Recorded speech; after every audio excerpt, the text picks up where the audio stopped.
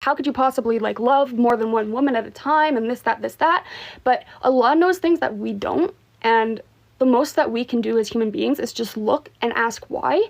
And those are the things that I've come up with. Financial stability. At the time, women had no rights, and they would have probably had a much, much worse life if they did not marry the Prophet Muhammad.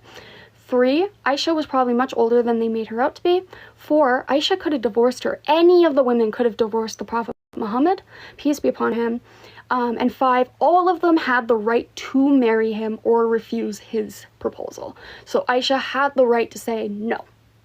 So yeah, I hope that was a good explanation. I'm not super familiar with the hadiths. I just kind of used critical thinking. I'm very big into literature analysis, so that was kind of just when I think and I use my brain really hard about polygamy, and I just kind of, you know, grab the puzzle pieces together. It makes sense that way. So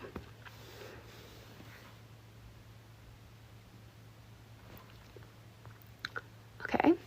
But if Allah knows the future, doesn't that mean that the royalty set around relationships are okay forever? Yeah,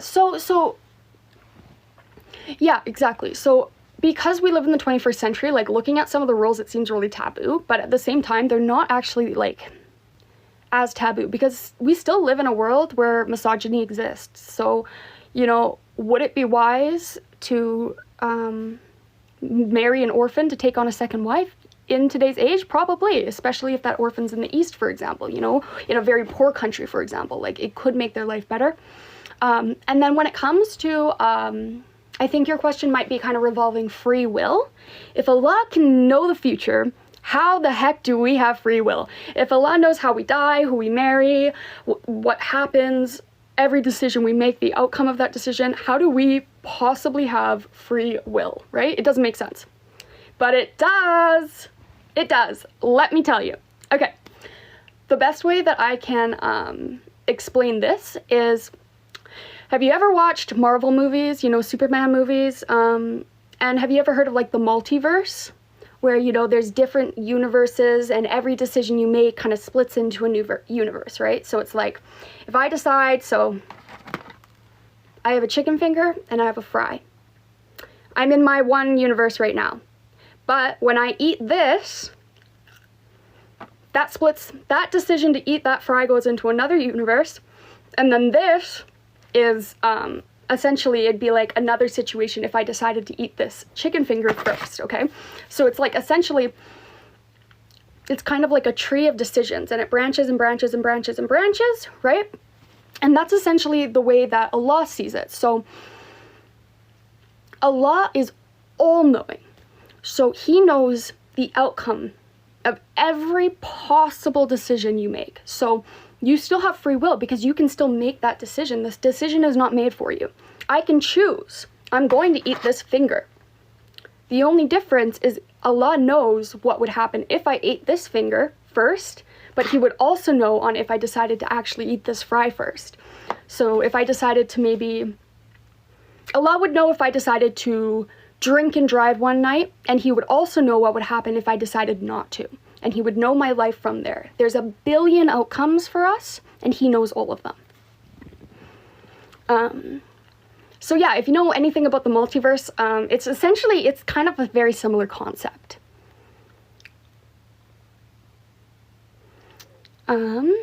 Most of his wives were older, divorced, or widowed women. That's a huge point. All of them were. He did not marry until he was 25, and he married a 40-year-old woman. Her name was Khadija.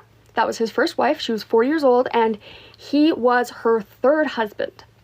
All of his wives were widows or divorcees, except for Aisha. Aisha was the only one that was his first ever, you know, like virgin bride, you know, like his first ever young bride. And she was the only one.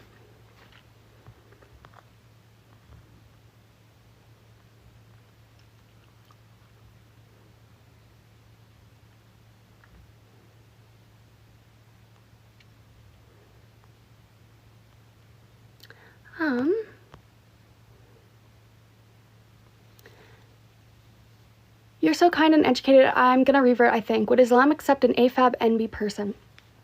Islam accepts everybody. Everybody. You could identify as a lobster, and you can still be Muslim. Islam accepts everybody. Do not ever think any different, no matter what anybody tells you. Do you read the Mary story in the Quran? Yeah, I've read the Quran a few times. Obviously, like, I was Christian.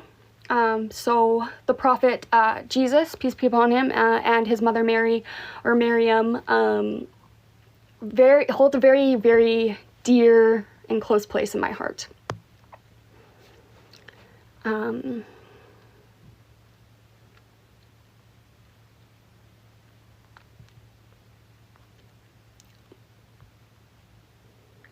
How did your parents react to your reversion? My father was very upset. But again, like, as I had mentioned, like, there's a lot of stigma around Islam in Canada. There's a lot of propaganda. There's a lot of Islamophobia. So he didn't even really know what Islam was. And, like, it's very complicated. So he was very upset. Obviously now he is all for it. You know, he allows me to do what he wants. He's an atheist, so he doesn't believe any of it. But he allows me to. My stepmom was very curious, I think. She asked just a lot of questions. But in the end, like, she was happy for me, and all of my siblings reacted really well. I was very worried about my older sister's reaction, but she was very, very, very supportive. Was my dad always an atheist? Yeah, so my grandparents, his parents are Christian. His whole family is Christian, and he just never believed in God his whole life, which is unfortunate, but I'm glad you had their support. Oh, thank you. Yeah.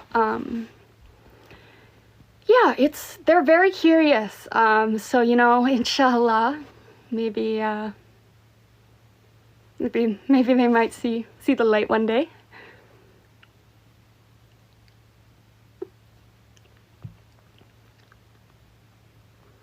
So who took you to church? So, when my mom was around, when she had left, I really only could attend church at school. And when I went to BC every summer to see my cousins, they were devout Christians. My aunt is, like, devout Christian, mashallah, like, very, very, very, like, she is firm in her faith. And then, yeah, like, I had went to a Catholic school, so there was, like, a chapel there.